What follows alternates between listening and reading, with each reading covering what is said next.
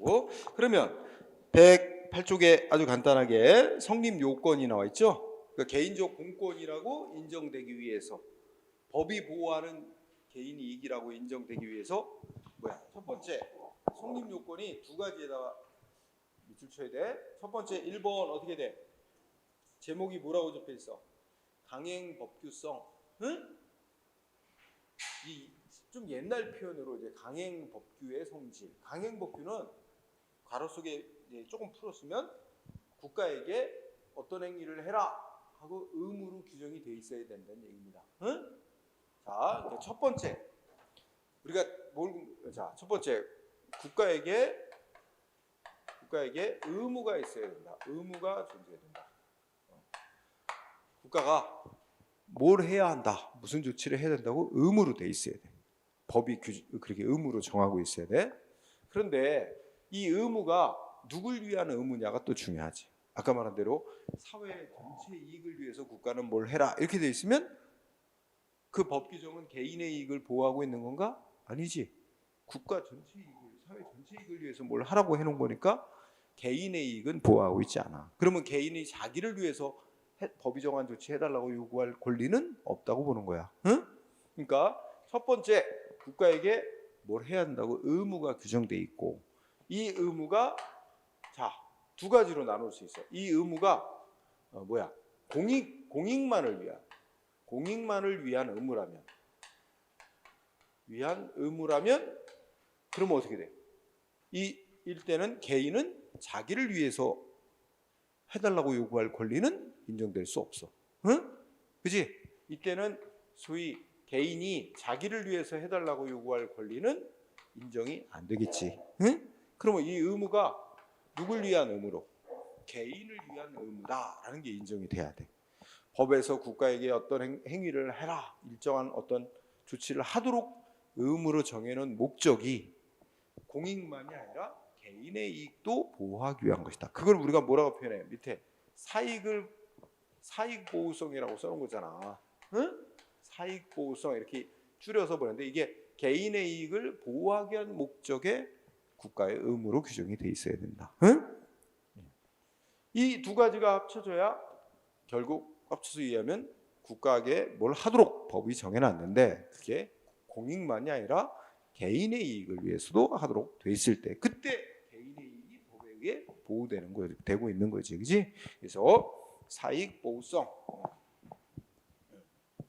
그래서 첫째 끝에 행정 주체 국가에게 법에 의해서 일정한 의무가 존재한다. 그래서 언제나 개인이 자기를 위해서 해달라고 요구할 권리가 인정되는 건 아니다. 응? 그것이 개인의 이익도 보호하기 위해서 인정된 의무로 해야 된다 하는 게 나오는 거죠. 그리고 세 번째는 이런 표현을 썼지. 의사력 존재. 응? 이 의사력. 이거를 좀 옛날 표현인데 지금으로 따지면 재판 청구권이 인정돼야 된다 이런 얘기였거든. 그러니까 이제 개인이 국가에다가 나를 위해서 법이 정한 어떤 조치를 해줘 하고 신청을 했어. 근데 국가가 안 해줘. 거부. 그러면 개인이 어떻게 해? 왜 안 해줘? 이거 위법이야 하고 재판을 청구할 수 있어야만 그것이 진짜 개인의 권리로 인정되고 있다 이렇게 말할 수 있다는 거였지. 그걸 옛날 표현으로 개인이 자기의 의사를 관철시킬 수 있는 법적인 힘, 개인의 의사를 관철시킬 수 있는 힘이 인정되고 있어야 된다 이게 있단 말이야, 그지? 그런데 이 3번에 보면 셋째 줄에 보면 옛날에는 이제 그게 필요했었는데 오늘날은 별도로 거론할 필요가 없대. 이 요건을. 왜냐하면 오늘날은 당연하게 개인에게 재판을 청구할 권리가 헌법적인 기본권으로 보장되고 있기 때문에. 근데 옛날에는 소송을 제기하는 문제에 대해서 이렇게는 그런 딱 법으로 요러요러한 문제만 국민이 소송할 수 있다. 이게 소송의 열기주의라는 제도를 택했었어. 우리 열기주의라는 말은 저 앞에 시작할 때 통치행위 공부할 때 잠깐 나왔었어. 그러니까 그때만 해도 소송이 가능한 것으로 법에 딱 규정이 돼 있어야만 소송이 재판이 청구가 가능했는데 오늘날은 딱 개괄주의를 제도를 택한단 말이야. 그래서 법이 보호하는 이익을 침해당한 자는 누구나 다 소송이 가능하도록 제도가 바뀌었기 때문에 이 세 번째 요건은 굳이 오늘날에는 개인의 권리가 인정되기 위한 요건으로 거론할 필요가 없다. 응? 그래서 전체적으로 보면 오늘날에는 과거에는 이렇게 세 가지. 의사력의 존재, 의사력의 존재 이렇게 해갖고 과거에는 이렇게 세 가지가 다 인정돼야 그것이 개인에게 권리로 인정되고 있는 거다 이렇게 얘기했는데 오늘날에는 이거 별도로 얘기할 필요가 없다. 그럼 오늘날은 뭐예요? 두 가지 요소, 이요소설이라 그래, 그죠? 두 가지 요건만 충족이 되면 즉 국가의 의무로 돼 있고, 응? 그 국가의 의무로 된 게 개인의 이익도 보호하기 위한 거다라고 인정되면 개인이 권리로서 법이 보장하고 있는 거다. 응? 이렇게 인정된다는 거죠. 이렇게 정리. 그 다음에 네 번째 성립 근거란 얘기 나오지? 그러면 결국 개인의 이익이 법적으로 법에 의해서 보호되고 있는 이익이냐 이게 판단하는 근거가 되는 건 자 1번 원칙적으로 국회가 제정한 법률, 응? 법률이 국가에게 의무로 정해놨고 개인의 이익을 보호하기 위한 의무로 정해놨느냐, 응? 그 법률 규정을 보고 판단하는 거야. 응? 법률이나 또 나중에 공부할 거지만 법규 명령이라고 공부하게 됩니다. 법률에 의해서 성립되나 법률 그 밑줄 쳐서 법률, 법규 명령 그다음에 그 옆에 우리 국가의 최고법인 헌법상의 기본권 규정, 응? 또 우리가 앞에서 배웠던 관습법상의 권리 인정될 수 있어. 관습법, 조리, 행정행위, 공법상 계약에 의해서도 성립될 수 있다. 응? 1번 두 줄 공부합니다. 중요해요. 두 번째 줄에도 그러나 비법규인 행정규칙 그랬지? 행정규칙은 행정조직 내부법을 그렇게 일컬어요. 행정규칙에 의해서는 행정규칙이라는 법의 종류는 행정조직 내부에서 공무원들한테 뭐 근무 어떻게 해라, 업무 처리 이렇게 해라 이렇게 상급기관이 정해놓은 지침일 뿐이지 이거 국민하고의 효력 갖는 법이 아니란 말이야. 응? 그걸 비법규라고 그러죠. 국민하고 사이에 효력 갖지 않는 법이 국민하고 사이에도 효력이 있는 법은 법규에 해당한다 그러고 국민하고 사이에 효력이 없는 법은 비법규. 어쨌든 중요한 말은 행정규칙에 의해서는 개인의 권리가 인정될 수가 없다. 응? 1번 중요합니다. 그러면 1번에서 조금 더 세부적으로 파생해서 1번에 보면 첫째 줄 중간에 헌법상의 기본권 규정 나오죠. 그런데 동그라미 2번 보면 자 주어는 헌법상의 기본권에 관해서 여러분 기본권이라는 말이 헌법이 보장하고 있는 국민의 기본적 권리를 기본권이라고 해요. 응?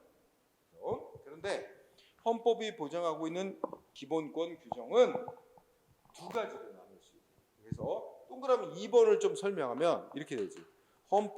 헌법이 정하고 있는 헌법상의 기본권 규정은 우리가 두 종류로 구분할 수 있대. 하나는 뭐냐면 그 헌법의 기본권에 관해서 규정한 그 자체로 구체적인 구체적 내용이 들어있는 게 있어. 응? 그 자체로 구체적 성격을 갖고 있는 거. 그 다음에 그 자체로는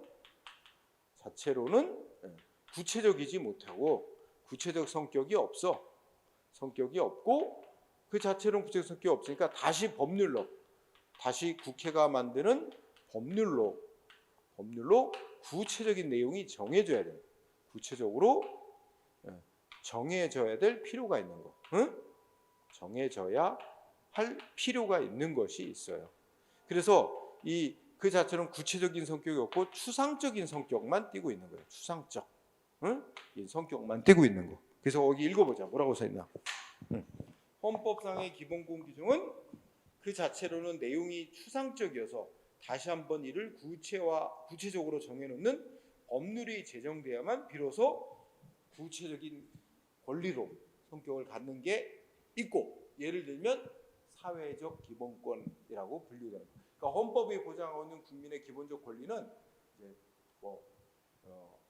자유권, 뭐 참정권, 청구권, 사회적 기본권 이렇게 그 대분류를 하기도 하는데 사회적 기본권 같은 거 이런 거는 추상적인 성격만 갖고 있다. 법률에 의해서 구체적으로 다시 정해져야만 되는 게 있고 셋째 줄에 보면 법률에 의해서 다시 한번 구체적인 내용이 정해지지 않더라도 헌법의 기본권 규정 그 자체로 이미 구체적인 내용이 이미 다 들어있어서 직접 구체적 권리성이 인정되는 경우 이렇게 두 가지가 있다는 거지. 자, 다시 말하면 줄여 말하면 헌법상의 기본권 규정은 그 내용이 매우 추상적인 선언에 불과한 게 있고 셋째 줄에서 말하는 뭐야? 그 자체로 직접 구체적인 권리의 성격을 갖는 게 있고 두 가지로 나눠진다는 거예요. 응? 자, 그럼 내가 얘기해 볼게. 셋째 줄에 그 자체로 직접 구체적인 권리성이 있는 게 대표적인 게 신체의 자유 같은 구체적 기본권이야. 자유권적 기본권이야. 예를 들어보자. 우리 여러분들이 이제 헌법을 안 배우니까 헌법 보면 이런 거. 모든 국민은 신체의 자유를 가진다. 딱 선언이 돼 있어. 간단해. 모든 국민은 신체의 자유를 가진다. 그래놓고 이제 그 밑에는 근데 국가가 사회 질서 유지를 위해서 뭐를 위해서 국민의 신체의 자유를 제한하고 침해하려면 법률과 적법한 절차에 따라 뭐 검사가 신청을 해서 검사가 청구해서 판사가 발부한 영장에 사람을 체포해서 어디다 가둬 놓고 하려면 그 신체의 자유를 침해하는 거잖아. 그럼 법률과 판사가 발부한 영장이 있어야 된다. 이런 원칙이 쭉 있어요. 근데 어쨌든 헌법 제12조에 모든 국민은 신체의 자유를 가진다. 딱 간단하게 한 줄인데 그러면 신체의 자유란 어떤 권리냐? 이거 법률로 다 써놔야만 우리가 알 수 있나? 신체의 자유는 손과 발을 자유롭게 움직일 수 있는 권리다. 눈동자를 자유롭게 움직일 수 있는 권리다. 이런 거 써놔야 돼? 안 써놔도 우리가 신체의 자유가 뭔지 우리가 구체적인 내용을 다 알 수 있어요. 응? 그러니까 그거는 신체의 자유를 가진다. 이 헌법 규정 자체만으로도 우리가 구체적인 내용을 다 알 수 있는 거기 때문에 법률로 다시 안 정해놔도 돼. 따라서 행정기관이 무슨 국민의 신체의 자유를 침해하는 조치를 했다. 그러면 국민은 바로 헌법이 보장하는 구체적인 권리를 침해당했다. 바로 소송이 가능하다는 얘기야. 응? 근데 이거하고 이제 비유해보면 이런 게 있어. 헌법에 보면 또 국민에게 기본적인 권리로 환경권을 이제 선언을 해놨어요. 모든 국민은 건강하고 쾌적한 환경에서 생활할 권리를 가진다. 응? 모든 국민은 건강하고 쾌적한 환경에서 생활할 권리를 가진다. 이거 환경권 규정이야. 그런데 여기서 문제가 돼. 건강하고 쾌적한 환경에서 생활할 권리? 도대체 건강하고 쾌적한 환경이 어떤 환경이야? 이거 사실 애매하죠. 어떤 사람은 조그만 소음에도 이 경미한 소음에도 굉장히 민감해. 어떤 사람은 무디어. 그죠? 그럼 뭐 어떤 사람은 같은 정도의 소음인데도 자기 헌법이 보장하는 건강하고 쾌적한 환경에서 생활할 권리, 환경권 침해당했다고 소송 가능하고 어떤 사람은 아니고, 그렇지? 그러니까 이게 건강하고 쾌적한 환경에서 생활할 권리를 갖는다고 헌법 규정이 선언은 하고 있지만 그 건강하고 쾌적한 환경이라는 기준이 애매모. 다시 법률로 국회가 건강하고 쾌적한 환경이란 적어도 소음은 얼마 이하, 몇 데시벨 이하, 낮에는 몇 데시벨 이하, 밤에는 몇 데시벨 이하, 뭐 이렇게 법률로 정해놔야 바로 비로소 건강하고 쾌적한 환경에서 생활할 권리라는 내용이 구체적으로 정해지는 거지. 법률로 구체적인 내용을 안 정해놓으면 그냥 헌법 규정만 갖고는 건강하고 쾌적한 환경에 생활할 권리 갖는다. 이것만 가지고는 나 권리 침해당했어 하고 바로 소송할 자격을 주길 수는 없다는 거야. 법률에서 오늘도 아까 나가 이제 여기 학원에 오면서 뉴스 들었는데 요새 주택가에도 특히 밤에 소음이 심하다는 거야. 응? 뭐 70데시벨 이상이 나오고 막 그런데 밤에 여러분들 요새 더우니까 뭐 에어컨 틀면은 뭐 창문 닫겠지만 에어컨 안 틀면 창문 열어놓는단 말이야. 밤에 어떨 때 짜증 나지 않아요? 배달 오토바이 아파트 사는데 오토바이 오면 이 아파트 앉아서 웽하면 난리 엄청 소리 커요. 웽거리고 오토바이 오고 나갈 때, 응? 거기다 또 밤에 또 술 먹고 좀 떠들잖아. 와, 목소리 어마어마하게 크게 들려요. 지네들은 술 먹어갖고 소곤된다고 생각하지만 술 먹으면 또 목소리가 커지잖아. 다 들려 다. 응? 야, 이거 밤에 이 소음이 특히다. 그래서 이게 이 밤에 소음도 규제해야 되지 않나? 막 이런 저게 나오죠. 응? 주택가에 예, 소음. 자, 그럼 막 이렇게 뭔가 하여튼 주변에서 뭐 공장이 있다, 소음, 뭐 먼지, 뭐 이런 거 많이 낸다. 환경부 침해당했으니까 저 업체, 뭔가 영업 중단 조치, 뭐 조업 중단 조치 시켜달라 이런 거 요구할 권리 인정되느냐? 헌법 규정만 갖고는 그거 인정하기 어렵다는 얘기지. 헌법 규정은 그냥 건강하고 쾌적한 환경에 생활할 권리 이래가지고 추상적으로만 선언이 됐지. 구체 기준이 다시 법률에 의해서 만들어져야 돼. 국회가. 응? 법률로. 자, 그러면 이번 내가 말하는 취지 이해했어요? 응? 이제 1번부터는 헌법상의 기본권 규정도 뭐가 될 수 있어? 개인의 구체적인 권리가 인정되는 근거법이 될 수 있어. 응? 그지? 1번 첫째 줄에 헌법상의 기본권 규정 일단 언급이 시작이 됐잖아. 하지만 좀 더 세부적으로 들어가면 동그라미 2번 헌법상의 기본권 규정은 두 가지로 나눠볼 수 있다는 얘기야. 응? 그 자체로 구체적인 헌법 규정만으로도 구체적인 내용을 담고 있는 게 있고 헌법 규정만으로는 추상적인 선언에 불과해서 좀 더 법률에 의해서 다시 한번 구체적인 내용이 정해져야 법이 보호하는 개인의 구체적인 이익으로 인정될 수 있는 경우 이렇게 둘로 나눠진다는 겁니다. 응? 이해됐죠? 그러면 이제 판례. 판례 중에서 중요한 거 3번 먼저 보죠. 3번을 보면 거기에 보면 서울시가 정한 법이 하나 나와. 철거민에 대한 시형아파트 특별분양 개선 지침이라고 나오지. 응?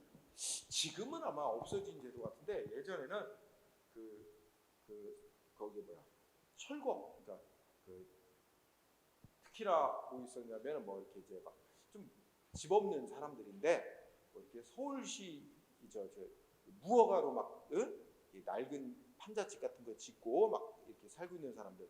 근데 이런 사람들 강제 철거 쫓아낸단 말이야.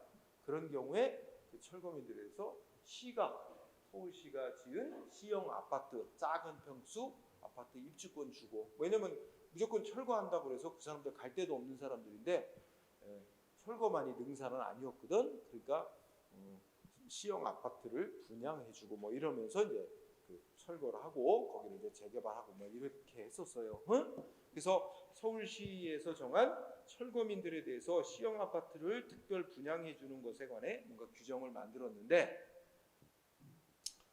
이 규정에 자기 해당하는 자다. 나 아파트 분양권 달라 하고 신청했는데 이 규정 자체로는 그 분양권이 바로 인정될 수 없대.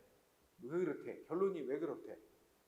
이 서울시가 정한 시형아파트 분양 개선 지침은 이게 시민들하고 사이 효력 갖는 법이 아니고 서울시 행정조직 내에서 담당 공무원들 업무 처리할 때 업무 처리 지침을 정해준 소위 뭐에 해당되는데 행정규칙에 해당하는 법이기 때문에 그 시민들하고의 효력 갖는 법이 아니니까 이 규정에 의해서 바로 해당하는 어떤 시민이 자기한테 분양권을 달라고 요구할 수 있는 권리가 나올 수는 없는 거라는 취지야.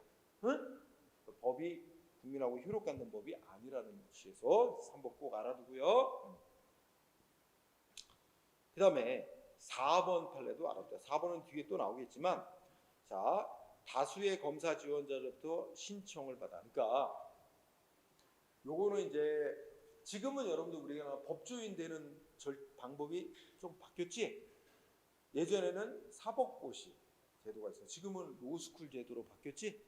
어떻게 달라? 옛날에는 사법고시는 어떻게 됐지? 학력 아무 상관없어. 그럼 누구나 사법고시 시험을 보고 싶으면 다 볼 수 있고, 그죠? 그래서 뭐 중졸이 됐든 고졸이 됐든 상관없어요, 그죠? 사법고시 합격. 근데 이제 사법고시 합격하기 위해서 뭐 윤석열 대통령이 뭐 구수했다고, 그지? 그런 게 나오지. 사법고시 합격해서 연수원에 이제 2년 교육을 받아. 2년 마치고 나면 이제 일단 변호사 자격은 주어져. 그다음에 이제 판사나 검사를 하려면 또 신청을 해야 돼. 이제 그러면 이제 매년 뭐 법원에서 판사 몇 명 뽑겠다. 네. 뭐 법무부에서는 검사 몇 명 뽑겠다 공고를 해. 그러면 연수원 졸업한 사람들이 이제 신청을 하는 거야. 자기 지원을 해요. 그럼 그 중에서 적격자를 이제 선발해서 판검사. 응? 아무래도 그냥 생 변호사 하는 것보다 판검사 하다가 나오면 유리하죠. 변호사 생활 하는데. 그죠? 그래서 판검사가 이제 일단 상위권 성적에 좀 그런 사람들이 주로 가죠. 하위권 성적은 그냥 잘 안 가죠. 응? 안 뽑히죠. 근데 지금은 이제 로스쿨 제도가 돼가지고 어때? 일단 4년제 대학을 졸업해야 됩니다. 4년제 대학을 졸업해서 소위 이제 대학의 로스쿨이라고 법학 전문 대학원이에요. 대학원. 그 대학원을 입학하려면 로스쿨이라고 우리가 약칭하는 법학 전문 대학원에 입학하려면 4년제 대학을 졸업해야 돼요.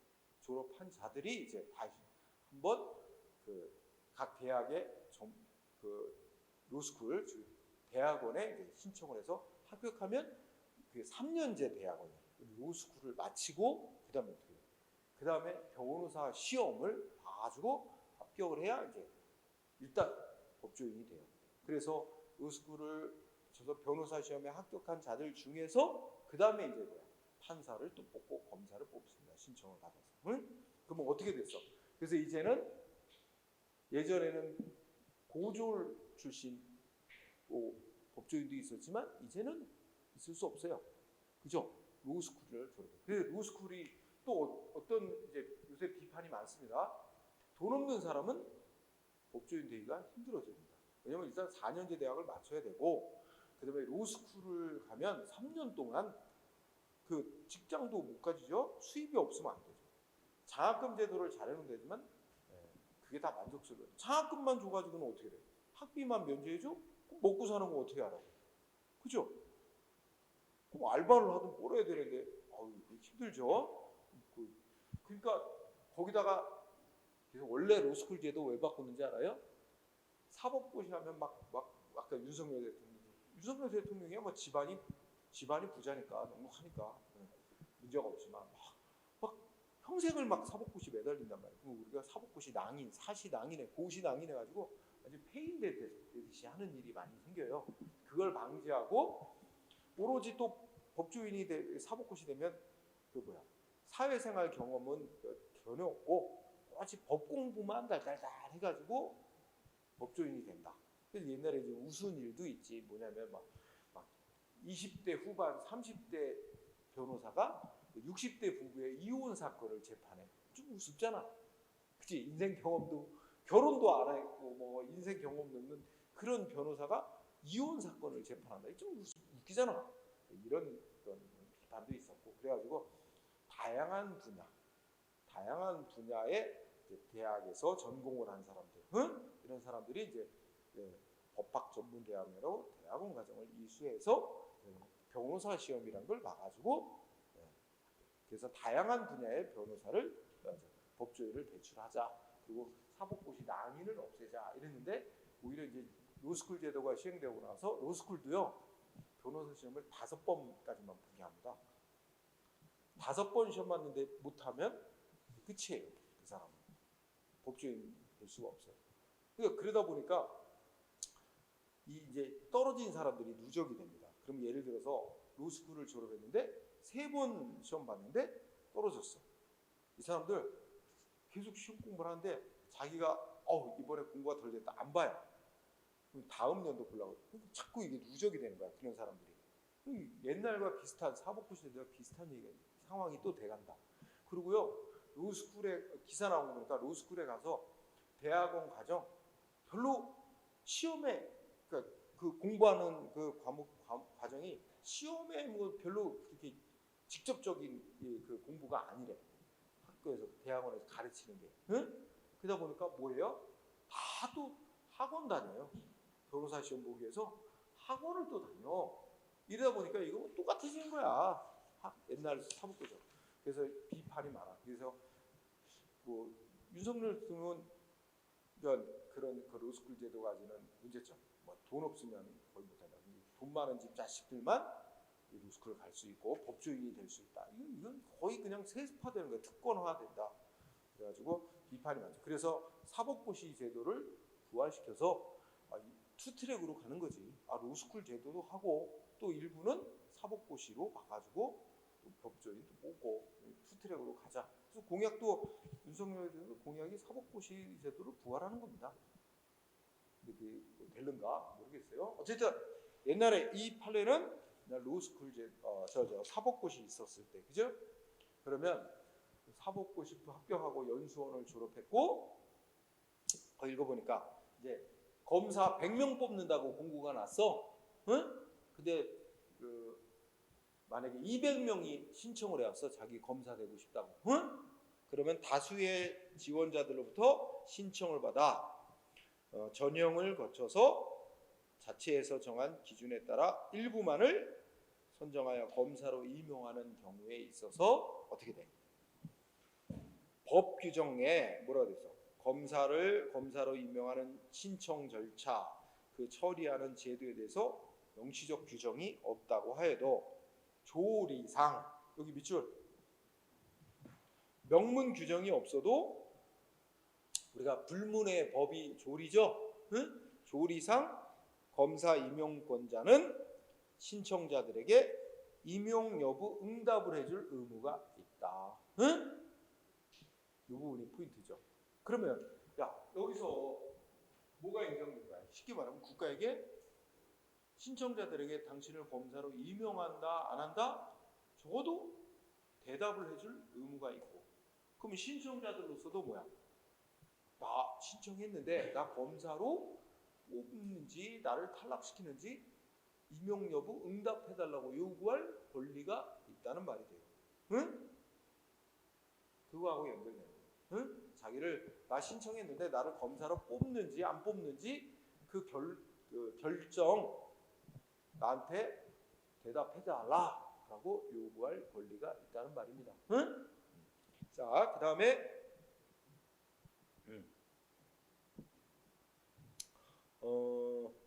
그 정도 하고 밑에 들어가면 헌법상의 기본권과 개인적 공권 나왔죠? 자, 여기 몇 가지 공부합니다. 1번 키워드가 뭐 나왔어요? 사회적 기본권. 헌법상은 기본권 중에 사회적 기본권의 성질을 갖는 의료보험 수급권. 요새 말로 하면 건강보험 수급권이야. 그죠?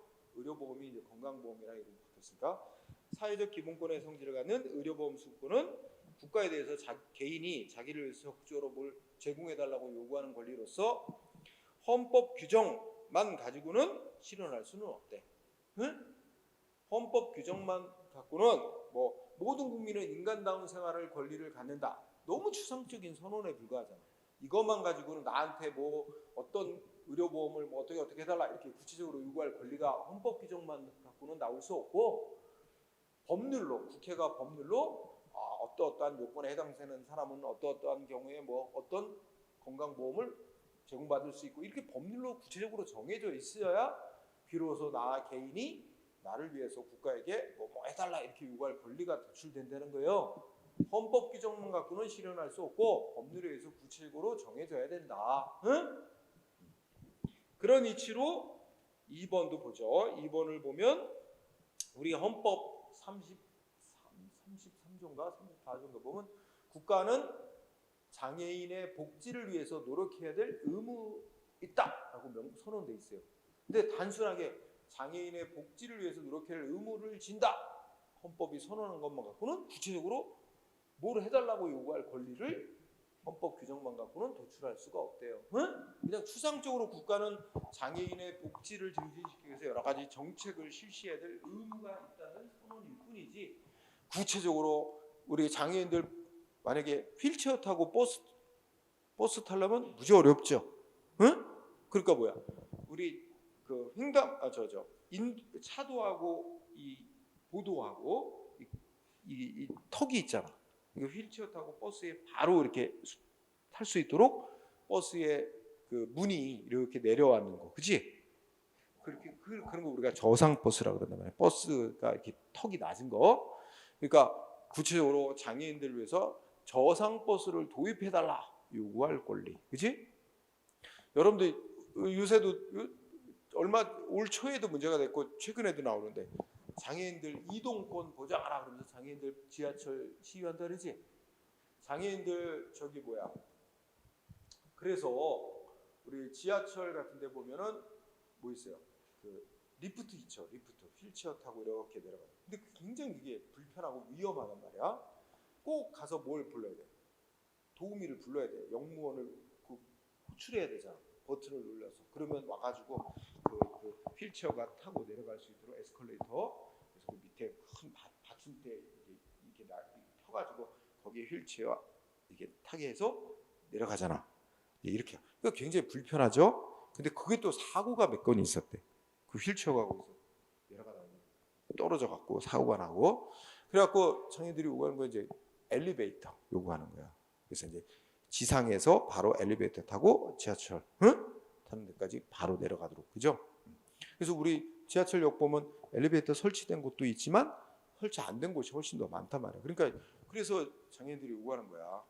그 장애인 이동권을 보장하라. 그래서 이제 엘리베이터 같은 거 지하철역마다 다 설치하도록 요구를 하는 겁니다. 그게 제대로 약속해놓고 서울시도 약속해놓고 제대로 빨리빨리 안 하고 하니까 그렇게 이제 막 일부러 지하철 늦게 휠체어로 막 여러 명이 타니까 지하철역에 정차했는데 열차 정차했는데 아침에 또 출근 시간대 꽉 차 있잖아 막. 근데 거기 휠체어를 타고 타려고 하니까 시간이 많이 지체되잖아.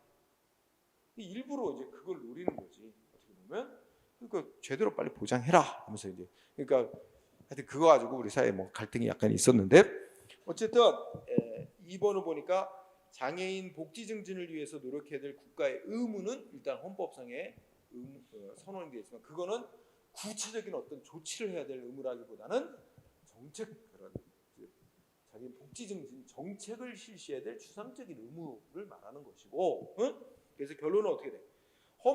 헌법만 갖고는 구체적인 어떤 조치를 해야 될 의무가 두 번째 줄 읽어보자. 헌법의 규정으로부터는 장애인을 위한 저상버스 도입 같은 구체적인 국가의 의무를 도출할 수 없다. 이게 핵심이죠. 그래서 밑에서 밑줄 쳐놨어.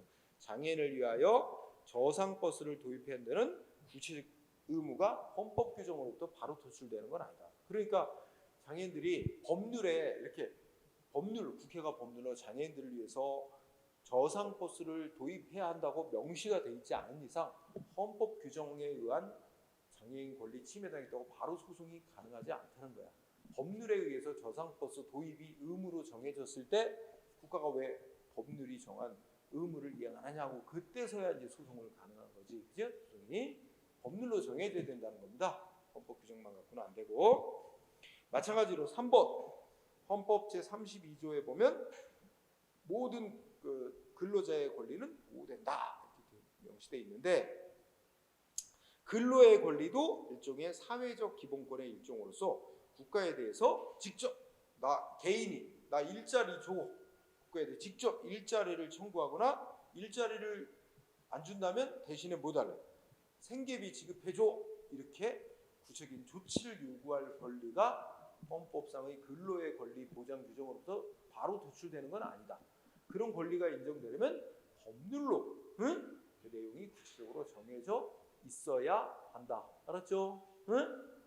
다 사회적 기본권의 성질. 또 3번 끝에 가면 넷째 줄 근로자가 퇴직금을 청구할 수 있는 권리도 헌법이 보장한 근로의 권리 보장 규정으로부터 바로 나오는 건 아니고 법률로 구체적으로 근로자인데 뭐 예를 들어서 뭐 1년 이상 근무하고 어쩌고저쩌고 뭐 이런 요건에 해당할 때 퇴직금 청구권이 인정된다라고 규정이 돼 있어야 된다는 거죠. 그러면 뭐 다 같은 내용이니까 5번 공무원 연금 수급 같은 이런 사회보장 수급도 마찬가지다. 헌법 규정만 갖고는 안 된다.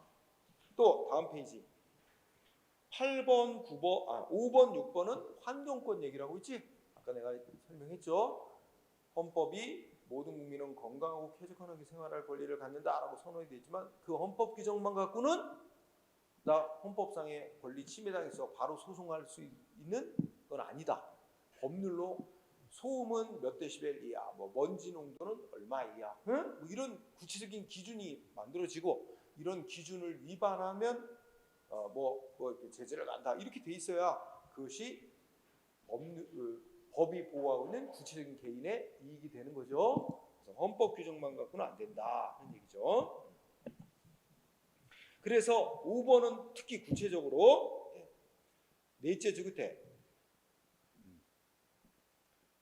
끝쪽에 밑줄 그 뒤에 헌법상의 환경권이라든지 환경정책 기본법도 아주 건강하고 쾌적한 환경에 생활할 권리를 가진다는 아주 추상적 선언만 하는 거거든. 그래서 헌법상의 환경권 내지 환경정책 기본법만을 근거로 정부가 행하는 무슨 공유수면, 매립면허 처분 이런 거 나 환경상 환경권을 침해하니까 그 무효로 판결하다 이렇게 청구할 자격은 인정 안 된다는 뜻입니다. 헌법 규정만 갖고는 5번, 6번이 다 그런 이치. 반면에 7, 8, 9이죠. 7, 8, 9는 바로 뭐야? 헌법상의 규정 그 자체만 갖고도 구체적인 내용을 알 수 있는 권리다. 응? 그래서 뭐야? 법률에 의해서 그 내용이 구체적으로 정해지지 않아도 헌법상의 권리 침해당했다는 이유로 바로 소송이 가능한 것으로 인정된 게 7, 8, 9입니다. 그래서 자, 이른바 7번에 보면 만나고 싶은 사람을 만날 수 있는 권리는 바로 뭐야? 헌법이 보장하고 있는 인간의 존엄 가치 행복 추구권에 포함되어 있는 구체적인 권리다. 만나고 싶은 사람을 만날 수 있는 권리는 그 자체가 법률로 뭐 만나고 싶은 사람을 만날 수 있는 권리라는 건 이런 내용의 권리다 따로 법률로 정해놓는다는 것 자체가 웃기는 거지. 그 자체로 구체적인 권리다. 그 다음에 8번 알 권리라는 게 이제 주권자인 국민의 입장에서 알고 싶은 사항을 국가에 요구하는 겁니다. 알려달라고. 그래서 알 권리는 헌법 제21조 언론의 자유, 즉 다른 말로 표현의 자유에 포함되어 있는 권리로서 공문서 복사해달라 신청했는데 거부당했다면 바로 권리를 침해당한 거라 소송이 가능하다는 얘기입니다. 소송을 통해 구제될 수 있다. 자, 9번은 맨 밑에 경쟁할 자유. 경쟁할 자유라는 게 경쟁의 자유. 경쟁할 자유라는 게 바로 헌법이 보장하는 뭐야? 그 구체적인 권리다. 경쟁의 자유를 침해당했으면 그 헌법상 권리 침해를 이유로 바로 소송이 가능하다. 이런 얘기가 되는 거예요. 자, 그런 정도. 자, 여기까지 정리하면 어떻게 돼? 두 가지였죠. 하나는 뭐냐면 우리가 법이 보호하는 이익 이거로 권리라고 하죠. 법이 보호하는 이익, 권리를 침해당했을 때 구제받기 위해서 소송이 가능하다. 근데 법이 보호하는 이익, 권리로 인정되려면 뭐야? 첫 번째 국가의 의무가 있다고 인정돼야 되고 그 의무가 개인의 이익을 보호하기 위한 의무다라고 인정돼야 된다. 그런데 이렇게 국가에게 의무가 있고 개인의 이익으로서 인정되는 권리로 인정되고 있는 권리가 인정되고 있다고 우리가 그 판단할 수 있는 근거가 되는 법에는 법률뿐만 아니라 헌법상의 기본권 규정, 그죠? 그다음에 관습법, 또 불문법인 조리 이런 것도 될 수 있고 또 국가하고 국민 사이의 계약을 통해서도 권리가 생길 수 있다. 공법상 계약 이런 것도 생길 수 있고 그다음에 헌법상의 기본권 규정은 그 자체로 구체적 내용을 갖고 있어서 법률로 다시 구체적으로 정해놓지 않아도 그 헌법 규정 자체만에 의해서도 구체적으로 보호되고 있는 개인의 이익이 인정되는 게 있고 그렇지 않고 헌법 규정만으로는 추상적 선언만 해놓은 거라서 그것만 갖고는 구체적으로 개인의 이익이 보호되고 있다고 말할 수 없는 것들이 있다. 그래서 헌법의 기본 규정은 두 가지다 해가지고 이렇게 설명을 해놓은 거죠. 이 사건들 이따 우리가 기출문제 풀어보겠지만 시험에 잘 나와요. 이 판례들. 자, 그리고 짧은 주제니까 이거 마저 하고 특성. 개인이 이제 행정법상 개인에게 인정되는 권리의 특성. 자, 우선 세 줄을 읽어보면 어떻게 있어? 개인이 국가에 대해서 가지는 행정법상의 권리는 개인의 이익만을 위해서 인정되는 게 아니라 한편으로는 또 공익, 사회 전체의 공익을 위해서도 인정되는 두 가지 성격을 다 갖고 있는 것들이 꽤 많다. 그래서 어떻게 돼? 응? 오로지 일신 전속성을 갖거나, 그러니까 오직 그 권리가 인정된 그 사람한테만 인정되는 권리, 응? 일신 전속적인 권리의 성격을 갖거나, 또는 권리인 동시에 한편으로는 의무로서의 성질을 갖는 것도 있다. 이게 특성이야. 응? 일신 전속성, 권리이자 의무성. 그래서 1번 어때요? 개인이 행정법상 갖는 권리는 양도, 상속, 압류 등 이전이 금지 제한되는, 자기가 권리를 갖고 있는데 내가 권리를 갖는다고 너한테 권리 넘겨줄게 이런 거 안 되는 게 많다는 거야. 예를 들어서 우리가 투표권 생각해봐. 투표권. 야, 나 오늘 이번에 나 시간이 없어 투표하러 못 갈 것 같아. 내 투표권 너한테 줄게. 네가 내 것까지 다 해. 이런 거 인정돼? 안 되지. 투표권 상속되는 것도 아니고, 그지? 네, 그래서 이런 우리가 투표권은 또 한편 뭐 있어? 한편으로 생각하면 국민으로서의 당연한 권리인 동시에 한편 우리나라 투표 안 했다고 처벌하지는 않아. 강제적인 의무로까지는 안 해놨지만 어떤 나라는 투표를 의무로 정해놓은 나라도 있대. 그 투표 안 하면 뭐 몇 달러 벌금 내도록 하는 나라도, 내가 듣기로 뉴질랜드가 어딘가 그래. 투표 안 하면 벌금 내야 된대. 응? 너무 투표율이 낮아지니까 그런 문제가 있어. 응? 아직까지 우리나라는 그렇지 않죠. 근데 우리나라는 이제 정치적인 의무, 도의적인 의무는 되지만 법적인 의무는 아직은 아니야. 그래서 이제 어쨌든 개인이 행정법상 갖는 권리는 양도, 권리를 양도하거나 상속시키거나 또는 남의 권리를 압류하거나 이런 게 금지, 제한되거나, 또 나 권리 안 가질래 하고 마음대로 포기할 수 없는 게 많다는 게 특성. 그래서 그러면서 거기 여러분 공무원이 월급 받는 권리, 공무원이 공무원으로서 일하고 월급 받는 권리, 이거 행정법상의 권리예요. 공권이야. 응? 근데 이거는 월급 압류될 수 있을까? 공무원 월급 압류될까요? 안 될까요? 압류할 수 있어요. 압류할 수 있는데 반까지만 압류할 수 있어요. 먹고 살 거는 남겨놓도록 법으로 제한을 했죠. 자, 동그라미 1번. 그런데 오른쪽 페이지 올라가면 첫째 줄. 다만 권리가 순전히 어떤 성질의 권리예요? 다만 순전히 권리가 경제적인 성격, 재산적 성격의 권리라면 요거는 이전 포기가 허용된다. 대표적인 예로 두 번째 줄에 보면 손실보상 청구권이 대표적인 예입니다. 손실보상 청구권이란 건 이거야. 여러분들이 땅을 갖고 있는데 인천시가 도로 만든대.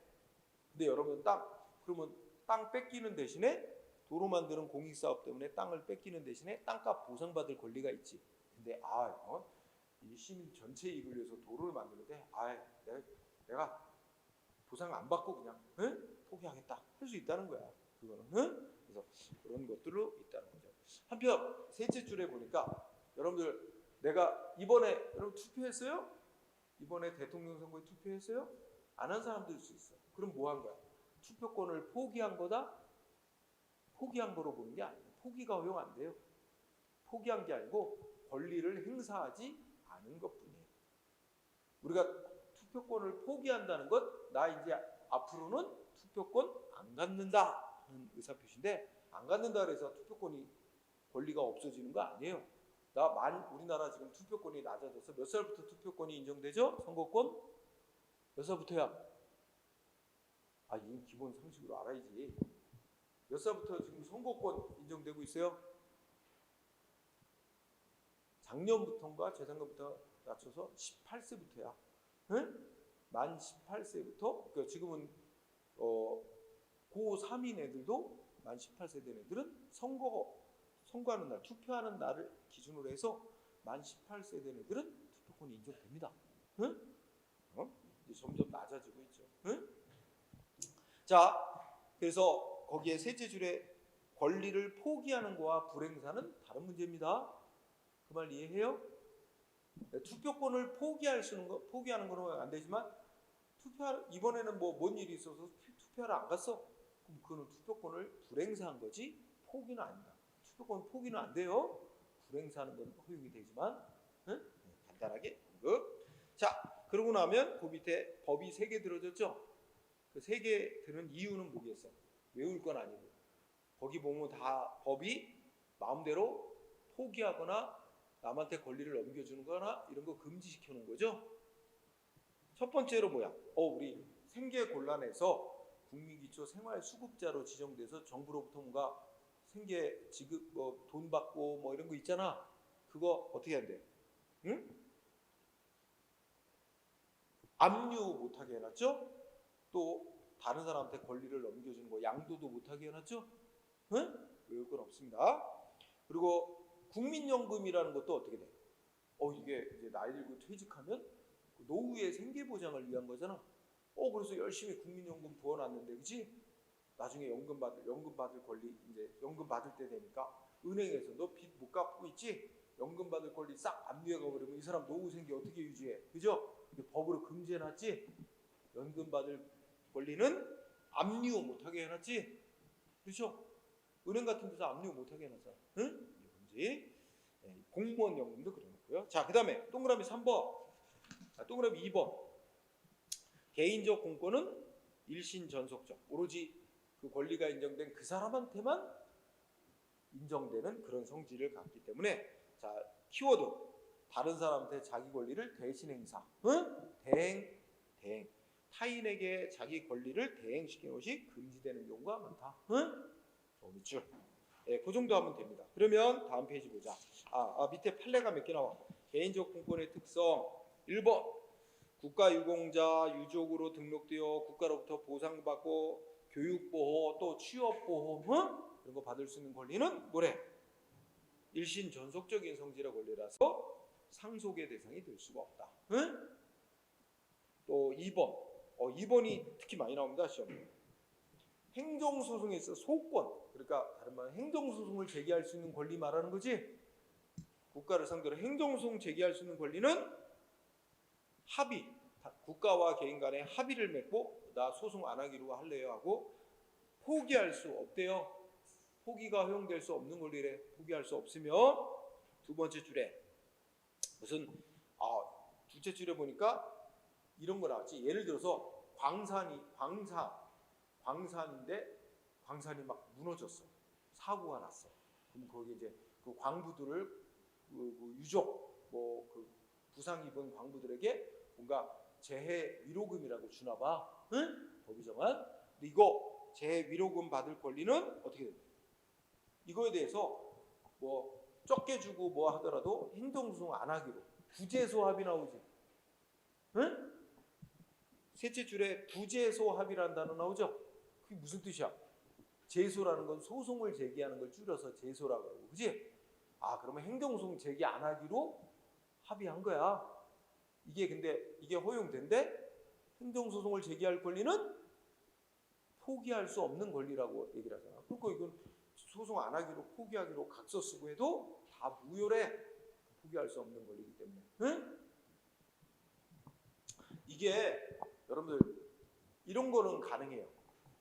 우리 개인 간에 개인이 나한테 무슨 뭐 잘못해가지고 나한테 손해를 끼쳤어. 근데 예를 들어서 손해배상 청구 소송 안 하기로. 손해배상 청구소송은 민사소송이거든. 민사소송으로 손해배상 청구 안 하기로 합의하고 사인했어. 이거는 유효해. 민사소송 청구 안 하기로 합의하는 거. 근데 행정소송 안 하겠다고 합의하고 포기하는 각서 쓰고 이거 다 무효래. 허용 안 되는 거래. 행정소송 제기할 수 있는 권리는 개인이 국가에 대해서 갖는 권리로서, 공법상 권리로서 포기가 허용될 수 없는 권리다. 만약에 이게 포기가 허용된다면 국가 측에서 갖은 압박을 해가지고 소송 못하게끔 포기하는 각서를 쓰도록 압력을 넣었을 가능성도 있어요. 그지? 그런 거를 고려한 겁니다. 자, 그 다음에 그래서 1번하고 2번 정도 이렇게 보고 3, 4번은 여러분들이 참고로 읽어보고, 그 다음에 2번 공의무하고, 공의무는 공법 관계에서 권리 의무, 국가가 갖는 의무도 있고 개인이 갖는 의무도 있겠지. 근데 따로 공부할 필요는 없어요. 그냥 상식적으로 생각해. 우리 개인의 의무 중에 우리 무슨 의무 있다 그러지? 납세 의무, 세금 내야 되는 의무, 또 뭐야? 군대 가야 되는 국방 의무, 그죠? 그다음에 근로 의무, 뭐 이런 거 나옵니다. 근데 납세 의무 포기할 수 있을까? 다 포기하겠네? 국방 다 포기하겠네? 이건 포기가 안 되겠지. 아까 자, 마음대로 개인의 권리 포기하고 이런 거 안 되는 거 똑같아요. 같이 이해하면 되죠? 자, 거기까지.